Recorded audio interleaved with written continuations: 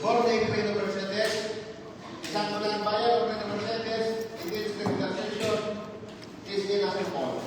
Attorney Harold Revisio presiding. Order. Let us all pray. In the name of the Father, Son, and Holy Spirit. Amen. Almighty and loving God, we glorify and praise you for always with us in every station that we have.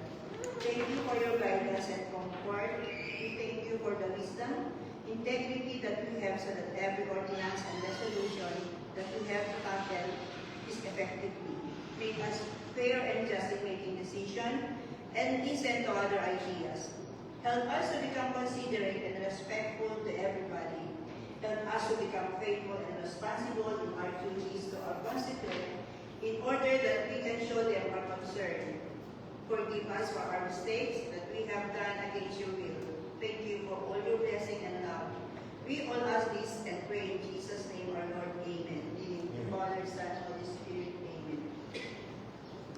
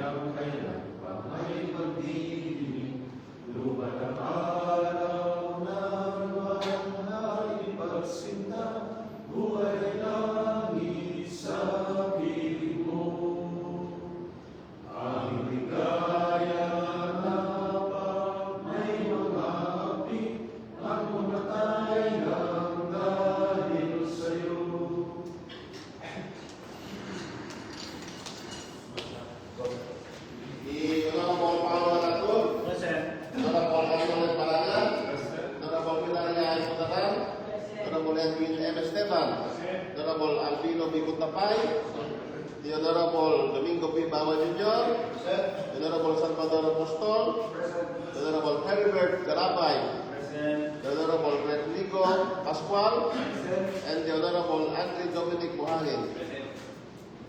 Having all the members of the Sangguniang Bayan are present for today's session, quorum is hereby certified and presiding. Thank you, sir. Mr. Chair, I move to select a new floor leader for today's session.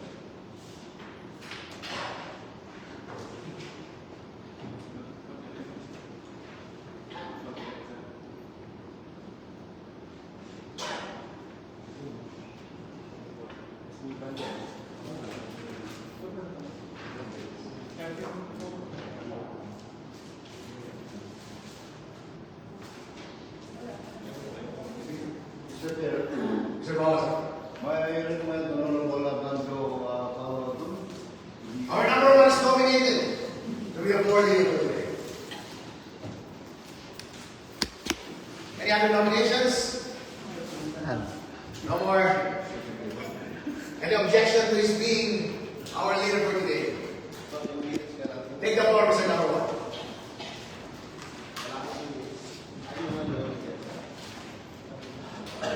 Thank you, Mr. President. Thank you to all the August body for being the majority floor leader for today's hearing. Today's session. Sorry. Mr. Chair, I move for to dispense. I move for the dispense of the reading and consideration of the minutes of the previous session. There being no objection, dispensed. Thank you, Mr. Chair. For the order and character of business, let's proceed to the privilege hour. Mr. Secretary. Under the agenda of presiding, no privilege sa our presenter.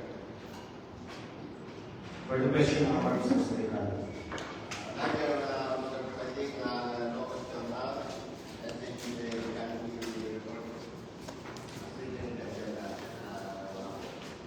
Thank you, Mr. Secretary. Calendar business, the committee report. Yes, Mr. Presiding, the report.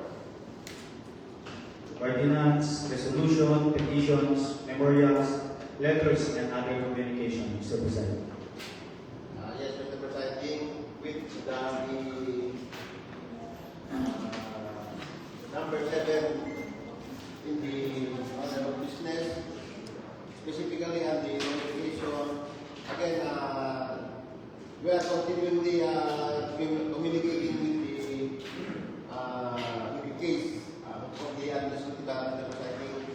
Excuse me, Mr. Secretary, sorry to interrupt. Let's take that up later. Okay, Towards the end. Continue, Mr. Majority Floor Leader. Thank you, Mr. Presiding. Mr. Presiding, I move for the calendar of business. For the unfinished, we don't have any business, so let's move for the letter B, business for the day, Mr. Presiding. And Mr. Presiding, may I ask our Secretary to please read our first business for the day. Yes, Mr. Presiding. Under the calendar of business and letter B, business for the day, the first is an ordinance localizing the Republic Act 11-596, an act prohibiting the practice of child marriage and imposing penalties for violations thereof in the municipality of Reyna Mercedes. So, Presiding, we refer this to the committee chair of families and children, Honorable Hilaria Tanang. You are recognized. I said this. I do recognize you. I recognize. Yes po, pero I'm not yet ready for this ordinance. It's alright. It's alright. It's alright, madam. So there's a motion that this matter be referred to the Committee on Family. There being no objection, that measure is referred. Any remarks about this matter, Maida, or Mr. Majority Floor Leader? Or anyone for that matter, sir, Mr. Apostol? You're always reliable, Mr. Clark. Yes, isang meetings na lang po siguro. Alam na po natin that child rights is not customary sa atin, unlike in the Muslim areas. However, there are still some cases kung saan po nakikita mo natin that yung mga unions po involves the child. And for some reasons, mapabayaan po natin sila until they've been in union together for quite some time, until they reach the age of majority, saka sila nagpapakasan ulit, Sir Chair. So I think the very reason why we need to have this localized in every percentage is to increase the level of awareness of our constituents that truly child marriage is not truly the level of education, sir. Well done, sir. I appreciate that. Nice one. So, totoo po yung sinabi niya na hindi, sa totoo lang po, procedurally, hindi kayo pwedeng bali na magpakasal kapag minor de edad yung bata dahil hindi kayo bibigyan ng marriage license. Ang marriage license hindi nyo makukuha. Kapag wala kayo nakuha marriage license, hindi rin kayo pwedeng kasal. Pero kaso nga lang, may custom kung minsan sa inyong komunidad ay nagpapakasal kayo. Pero hindi yun yung legal na kasal. Yung kasal na yun ay illegal na sa mata. Huwag niyo pong gawin yun. Okay po? Mr. Bowser.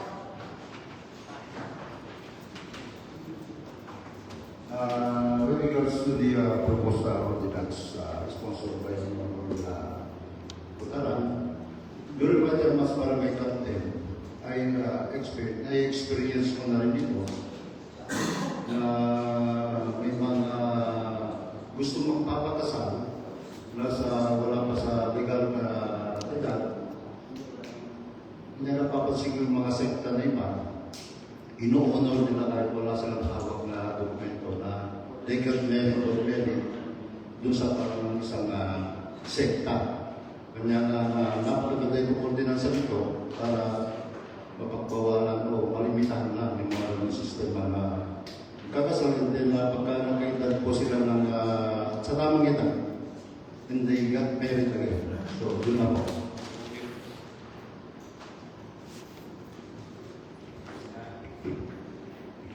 Thank you, Honorable Apostel and Honorable Bao.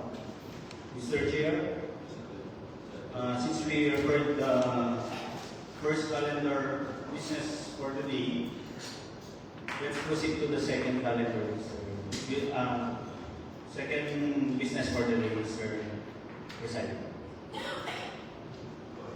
Yes, Mr. Presiding, Honorable Body. For the next, an ordinance organizing Republic Act 11862 or the expanded Anti-Trafficking in Persons Act of 2022 in the municipality of Reyna Mercedes. Mr. Presiding, we will refer this to the Committee on Peace and Order, Mr. Presiding.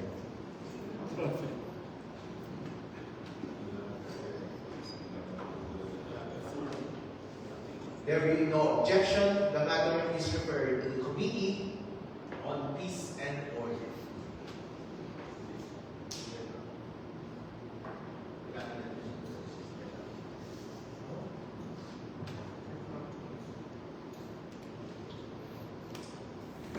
Mr. Chair, Honorable Sirs, the redoubtable Mr. Honorable Step.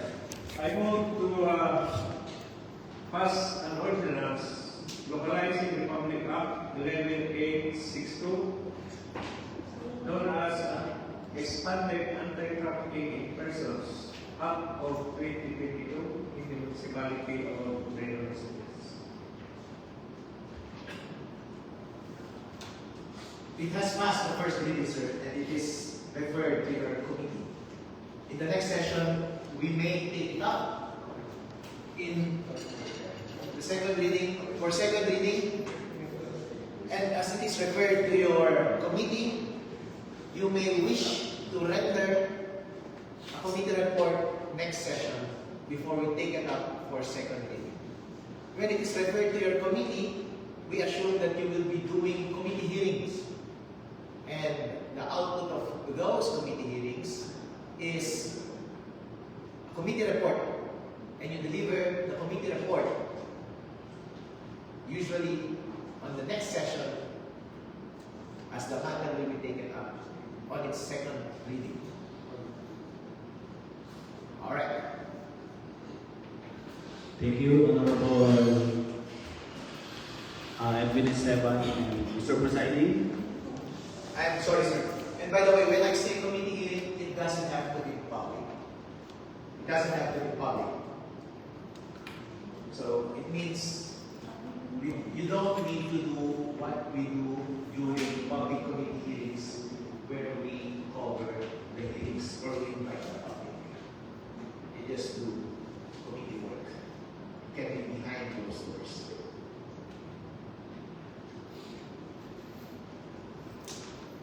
And sorry, sir. And that is what we tell our constituents that we're doing during the rest of the week. Alright? During Tuesdays to Fridays, we're busy with committee work. So we show them our output during session days on Monday through a committee report. And that will be your opportunity to deliver a committee report and make a speech. Go ahead, Mr. Majority. Number one. Thank you, Mr. Presiding. For the business for today, item number 3.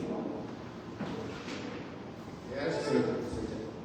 Presiding, for the third, an ordinance localizing Republic Act 11106 or an act declaring the Filipino Sign Language as the national sign language of the Filipino deaf and the official sign language of the government in all transactions involving the deaf and mandating its use in school, broadcast media, and workplaces in the municipality of Reyna Mercedes. Thank you. May we refer this for to the Committee on Social Services, Mr. President. And the Committee on Social Services is yours truly, Mr. President.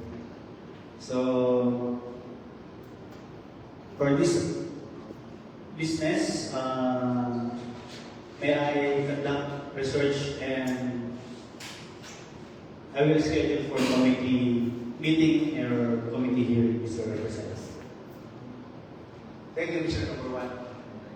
There being no objection to that motion to refer the matter, that matter is referred to your committee. Thank you, Mr. President. For the item number 4, Mr. Secretary. For the item number 4, an ordinance localizing Republic Act 9165 or the Dangerous Drugs Act of 2002 in the municipality of Greater Mercedes. Mr. Presiding, may we refer this to the Committee on Peace and Order.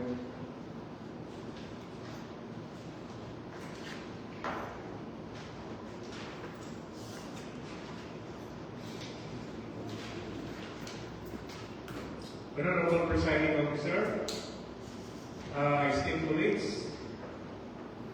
I rise before this august body to sponsor the proposed ordinance localizing the provisions of Republic Act 9165, otherwise known as Dangerous Drugs Act of 2002, in the municipality of Greater Mercedes.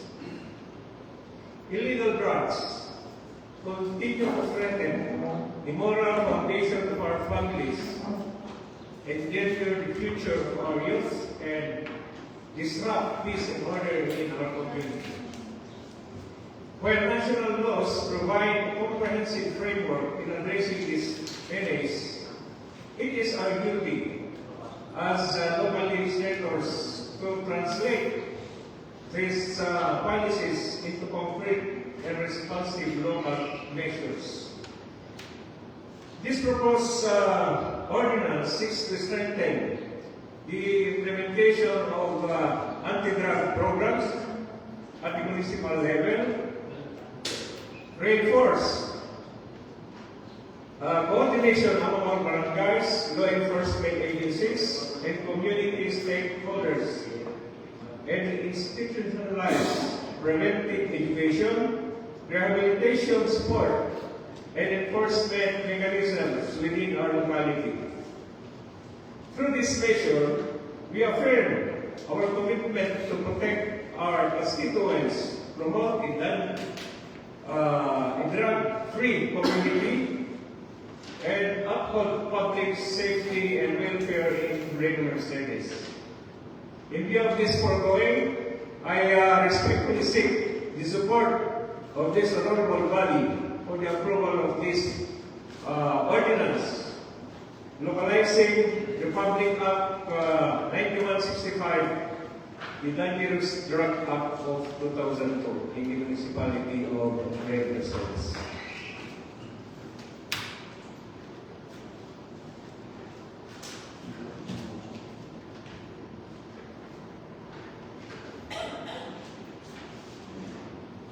Mr. Presiding, there's a motion of the Committee on Peace and Order on the ordinance localizing Republic Act 9165, the Dangerous Drugs Act of 2022 in the municipality of Greater Mercedes. The motion is for it only to be referred to the Committee on Justice. Right? Is there an objection to that? Mr. Galaway wishes to be heard. Thank you for your police Mr. Dean, just to make remarks, I observed that the three proposed measures are considered as penal laws, Mr. Presiding. These are RE 9165, the Dangerous Drug Act, RE 11596, and RA 1186.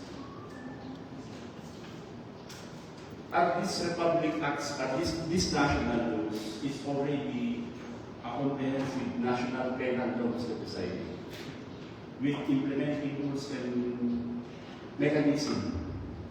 So, meron po ba tayong nakikita ng implementation gap? Kaya nilolocalize po natin dito sa ating municipality, Mr. President. Kasi lalo na, ito po ay papasok natin sa pamamagitan ng ordinansa. And we know that an ordinance is a local law.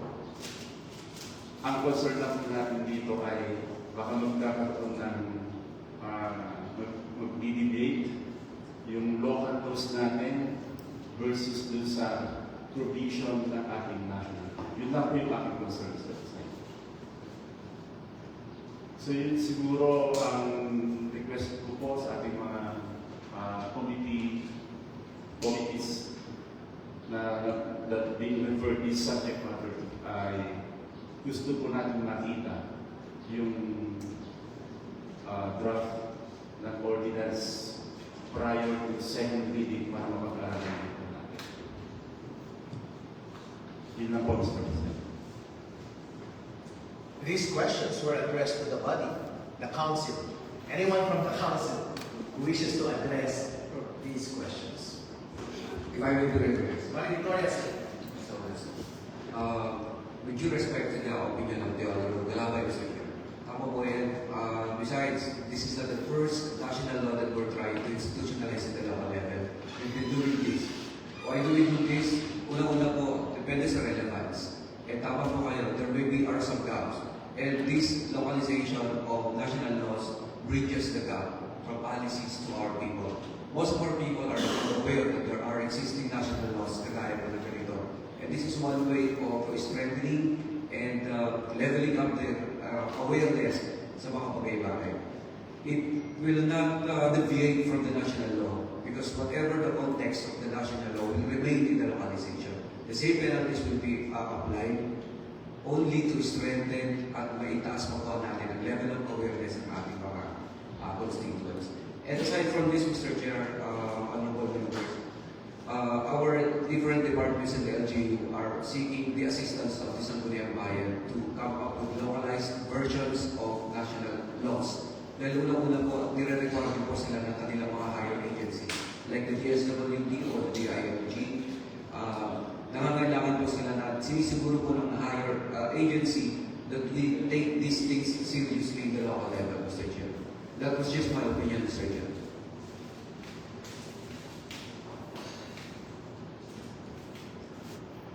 Thank you, Honorable Apostle. My question, Mr. Chair, is can we not express our support to these national laws by passing a resolution stating that supporting full implementation and localizing this such national laws, Mr. President. Kasi po ang concern ko dito, ang mga batas na ito ay pinasa na, ginawa na ng ating buong Congress at alam ko, bago ang pagpasa doon ay matibay ng pumaya. Meron na po silang mga sariling mga mekanismo para sa pag-implementasyon, meron ng mga departamento na kung saan sino mga interagencies na magpapasa po tayo ng isang local na batas through ordinance. Ibig sabihin, magkakaroon po tayo ng mga provisions po doon.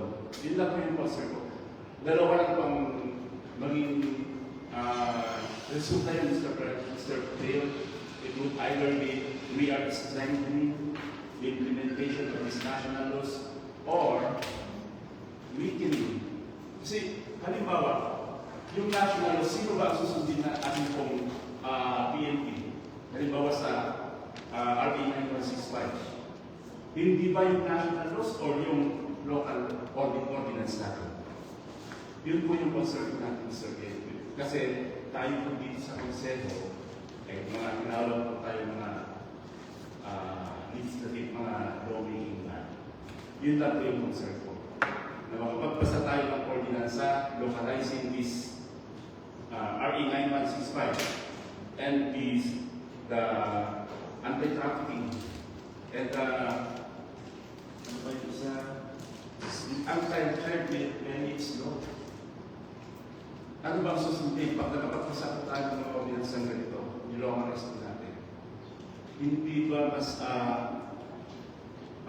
mas appropriate, Mr. Presiding, na magpasa tayo ng isang resolution expressing our full support to the full implementation and localization of these national laws?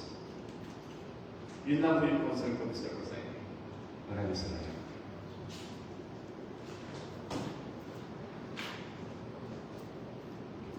Oh, very persuasive, sir.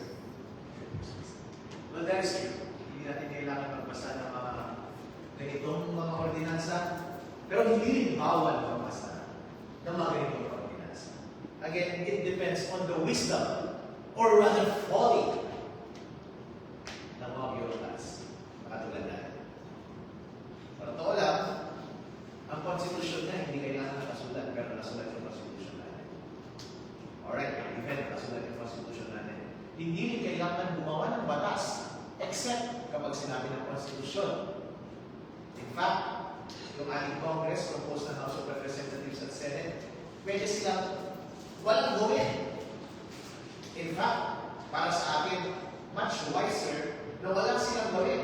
Kasi naniniwala ako sa prinsipyo na sa kada batas at regulasyon na ibinabasa ko ay binabawasan ko kalayaan ng tao.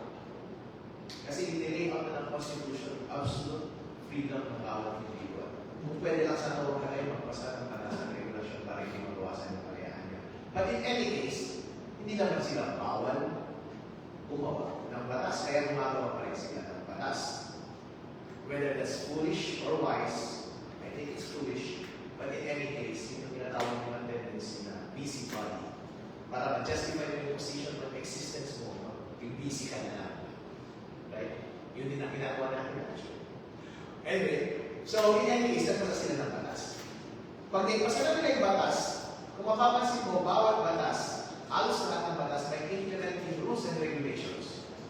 Diba? Hindi mo rin kailangan gumawa ng implementing rules and regulations unless iniutos ng batas. In fact, naniniwala pa rin ako na dapat na hindi na gumawa ng implementing rules and regulation dahil sapat na yung mga provision ng batas.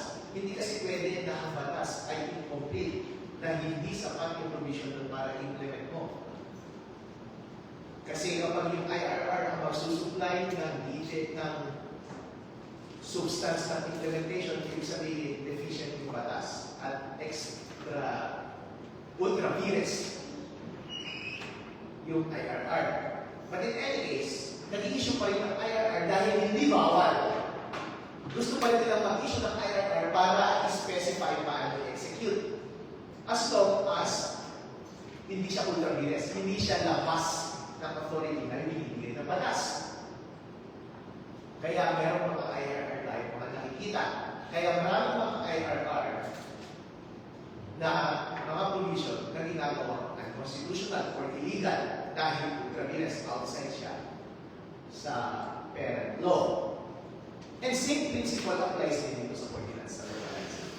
Kasi tayo yung mag-implement ng batas. Pwede rin na wala na lang localization, okay na.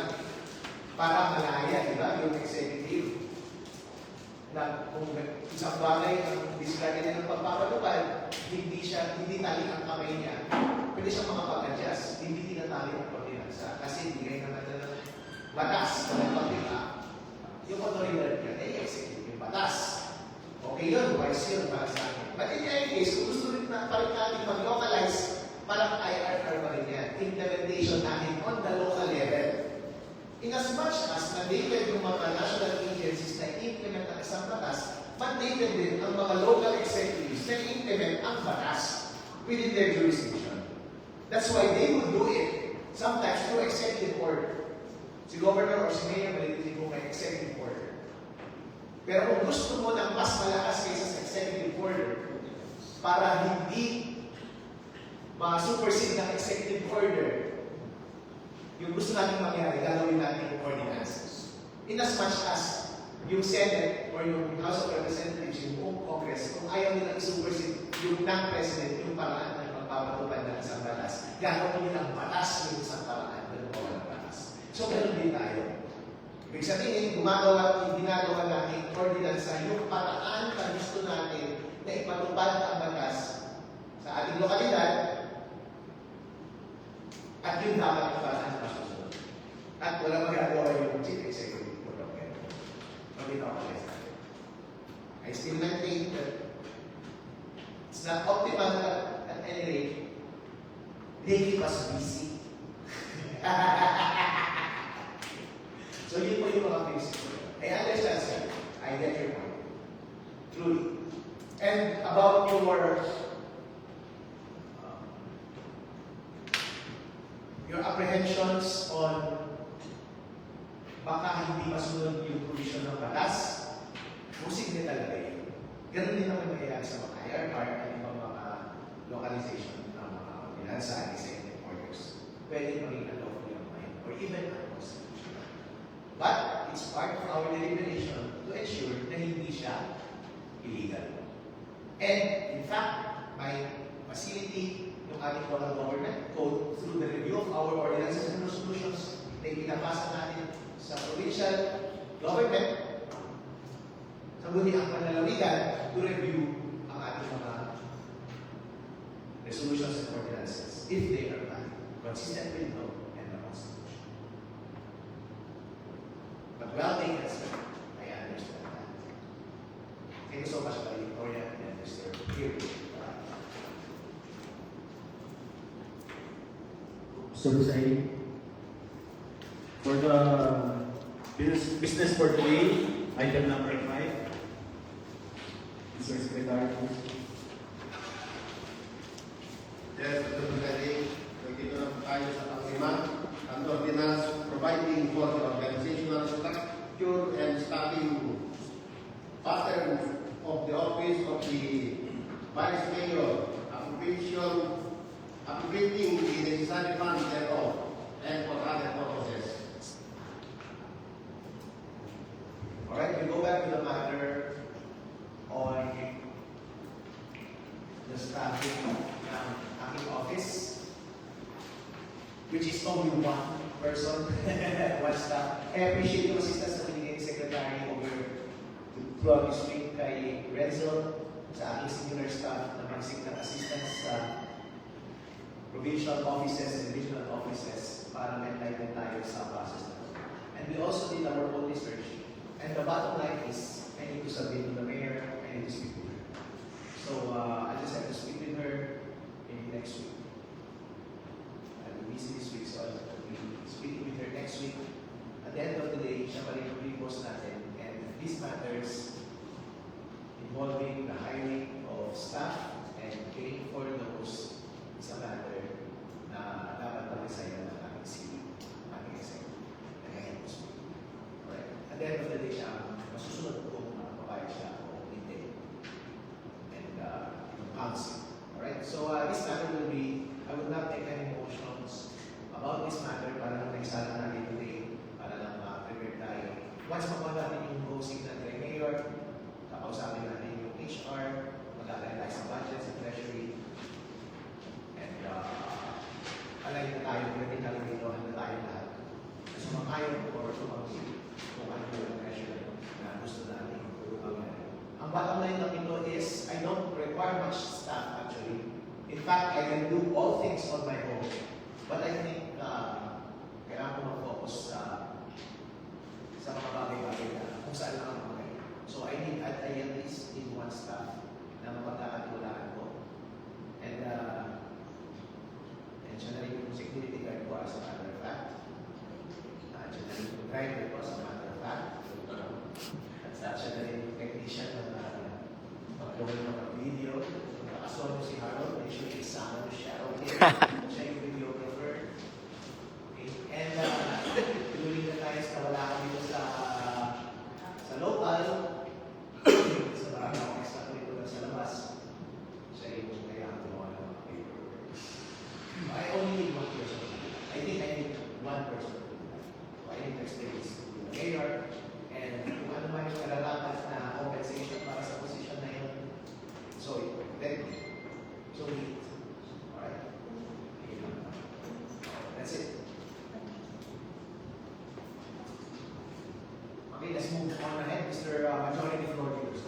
Mr. Presiding, you may refer this to the Committee on Appointment. All right, sir. Item All number right. Okay, thank you for making the motion for me. Yes, it will be, any objection to that motion? All right. It will be referred to the Committee on Appointments. I think yung committee kahit meron din ata matter na pwedeng sa inyo, anyways, mabalik na naman. Tamang panahon. Pinaka-importante ngayon is makausap natin si Vipos. Yeah. All right. You recognize Honorable Mr. Floor Leader, Mr. Presiding. Pagkatapos na po ang ating session, but I think meron tayong bisita ng yes na hindi pa nare-recognize at the back. So may recognize Mr. Floor Leader, our visitor. Thank you. Let's take that up later. Yes. Other matters. Other matters. Yes, Mr. President. Tapusin muna natin itong third reading for third reading. We have proposed ordinance for third reading, Mr. President. Mr. Secretary, please take. Yes, Mr. President, nandito na kami sa ang letter P at the business of the day. Proposed ordinance for the third reading. An ordinance instituting and implementing the registration of ownership of agricultural and fishery machines and equipment in accordance with the joint memorandum circular number 2018-02 by the Department of Agriculture and the Department of Interior and Local Government relative to the national guidelines for the registration of ownership of agricultural and fisheries machines and equipment with the territorial jurisdiction of trade and Mercedes.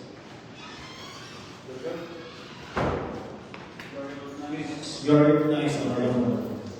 Kasi,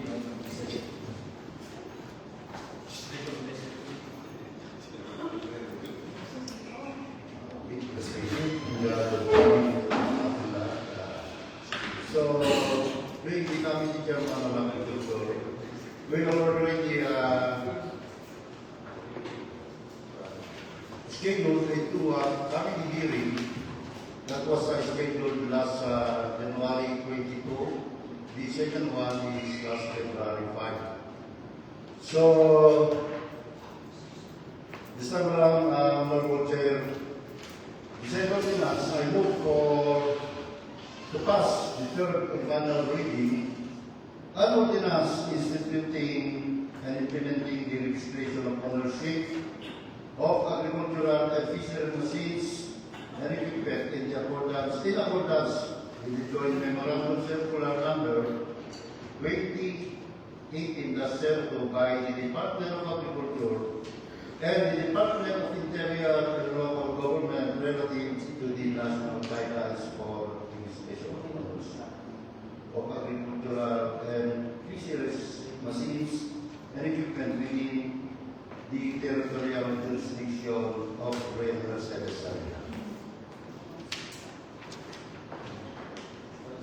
Mr. Chair, once again, I move for to open for the third reading.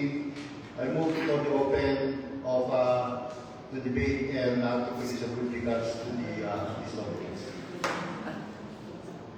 As it is on the third reading, sir, I'll make that motion as being one for the passage of this ordinance already. So, Mr. Chair, Unless there is I will someone, sorry, unless there is someone from the council who wishes to reopen the floor for debates or oral amendments. Okay, Mr. Chair. If there is no one, then there is a motion to pass this on the third reading and therefore pass this ordinance. Yes, Your Honor. All right. That's the pleasure of our movement.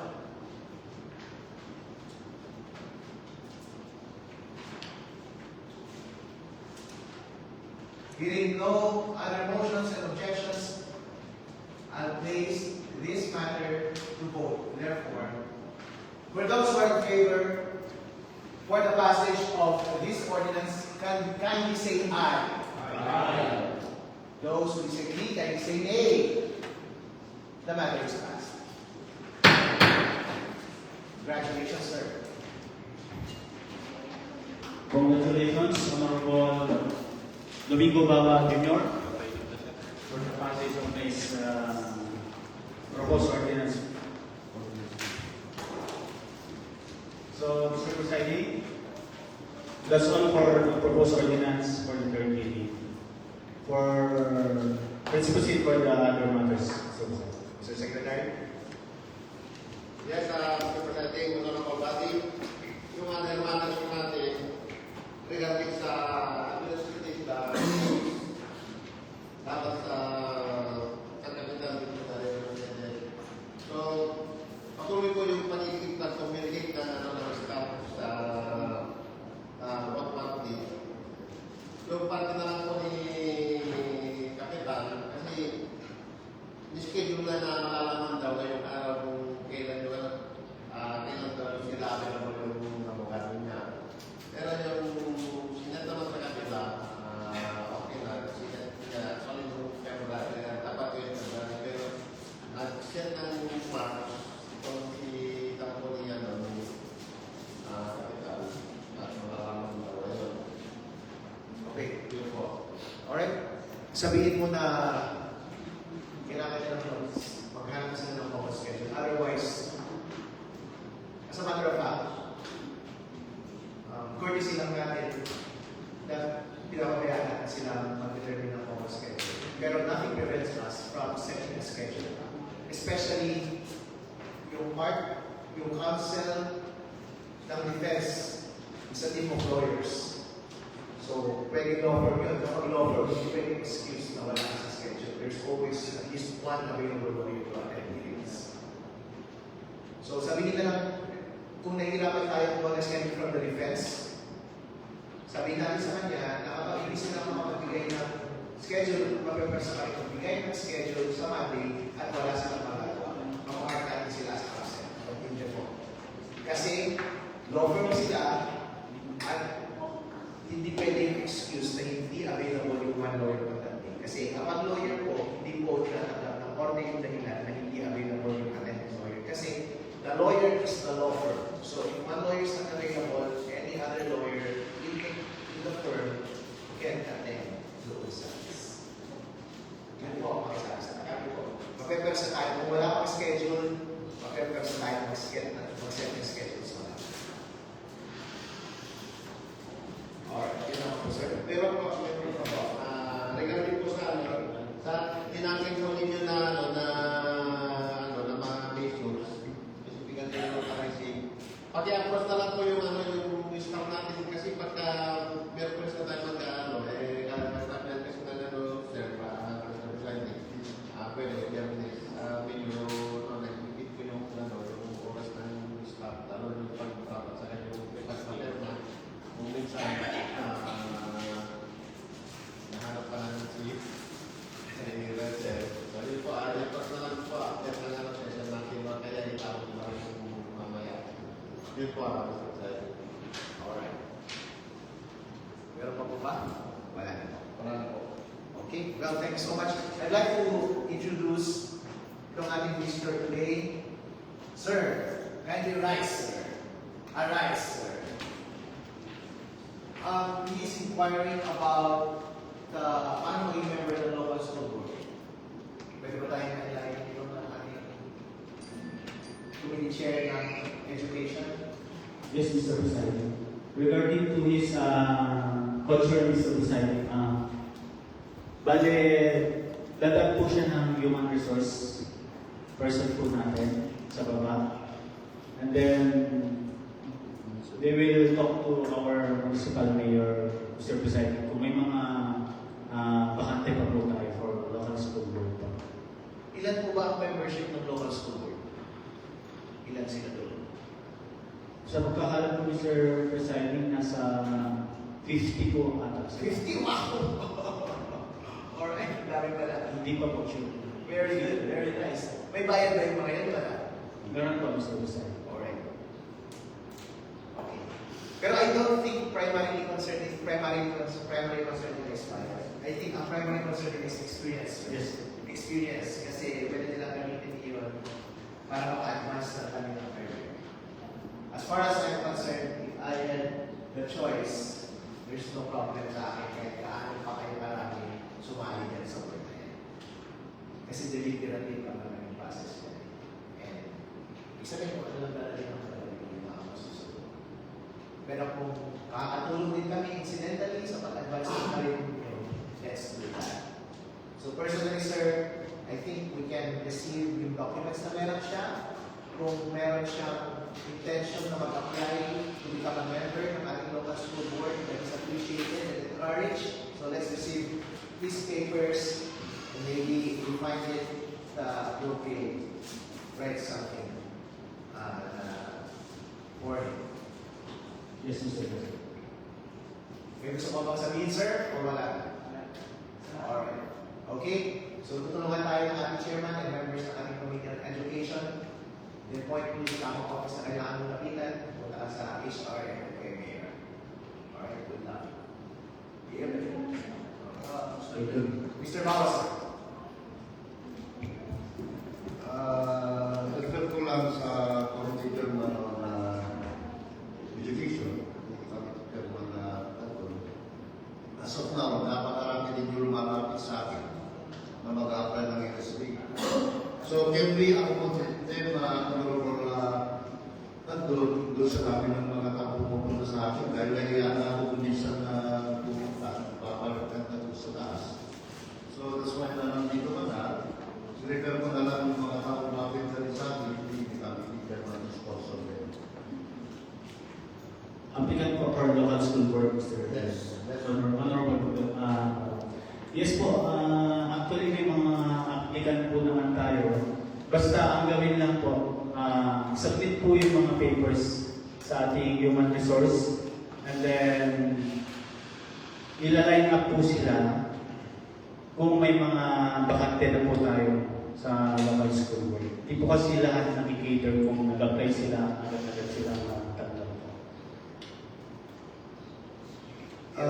Until now, wala pang limitation yung pag-apply doon sa position na pag-apply natin sa LSB.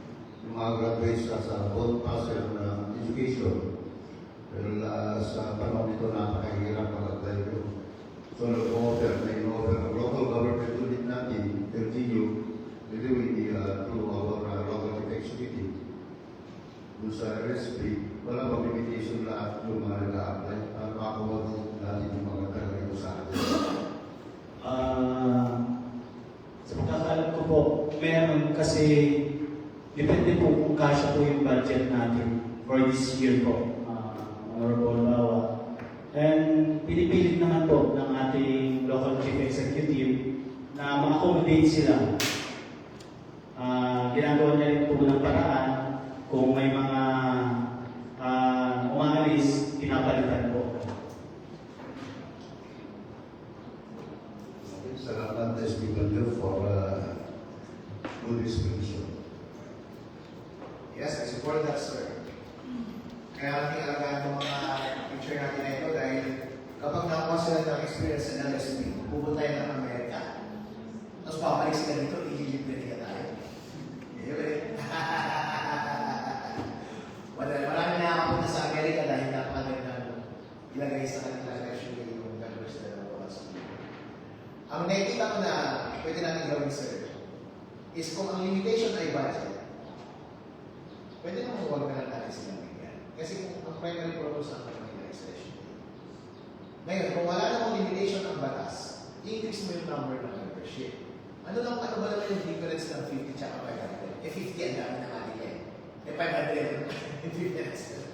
Kung deliberative rin naman sila, ibig sabihin, mag-discussion namin sila.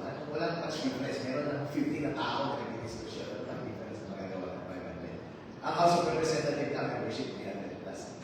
So in other words, if our only purpose is makapag-extend sa kanila ng assistance para lang makakuha sila ng experience sa ganitong mga important na body, at ang ating tamang limitation ay budget, ang pwede natin gawin ay kapag hindi naman nilimitahan ng batas, pwede natin i-amend yung charter waivers ng ating local school board to increase the membership of the local school board to madami so that we can accommodate lahat ng applicants. And then, tanggalin na natin yung bayan. O bayaan mo na lang yung mga merong special type of membership. Pwede mong i-amend yun, may special type of membership. Pero merong mga other membership na hindi entitled sa honorarium. Para lamang mabigyan natin sila ng servisyo na makapag-participate sila sa deliberations ng local school. Because that is a real experience kasi mag-a-attend naman talaga kayo ng mga meeting, di ba? At saka magpa-participate naman kayo sa deliberation at mag-vote. At least meron kayo experience sa resume ninyo at sa application ninyo at sana makapunta kayo sa Amerika at pagbalik na dito, ilibre ko kami sa Dinadjawa.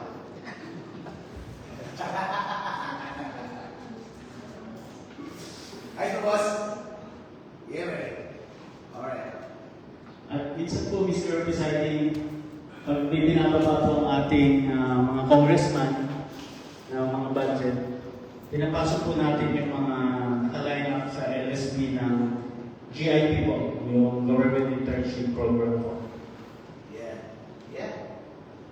If only for the purpose of giving experience, okay na yun kahit walang bayad. Sa opisina namin, hindi ako nabibigay ng allowance doon. Walang bayad. Ay, ako, walang bayad. Lahat libre. Okay, Mr. Renato, boss. So, Mr. Presiding, I'm sorry, sir. I first give the floor to Mr. Renato, Honorable Sir. Tama, Mr. Ted. Kung ang usapan lang naman kasi ay itong experience. Naging biktima din ang isa sa mga anak ko ng ganyan eh. Nagtrabaho ka. Not only sa Ripeda, is applying to other courses. Medical course yung almost 9 years. Tapos munod tayo nagtrabaho sa provincial hospital as nurse. 9 years ang walang sahod. Ngayon, nung nag-apply sa abroad, natiri lahat yung experience niya. 9 years. Kaya tala ko lang sa abroad dahil sa experience niya. Kung imagine, 9 years na nagtatrabaho, kasi ano pangalan yung hospital, wala kang sahod. Nag-tease yung anak ko doon. Hindi lang sa dependan. Apply sa lahat ng mga courses. Yung experience sa akin na ng mga graduates ngayon, kahit wala silang sa level, napakasakit yan. Sarili, buksan nila yung pinabibili ng mga instructional materials nila.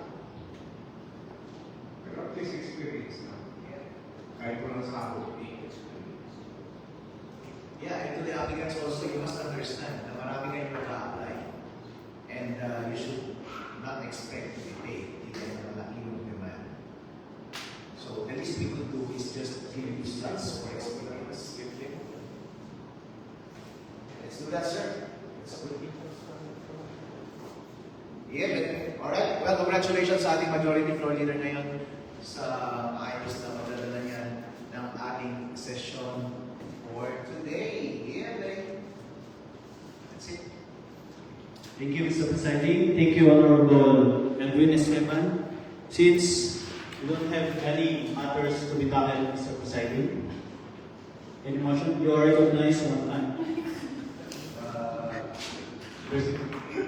Honorable Body, nawawanin naging important kayo pagpunta sa session, imong ko man ating session tayo alam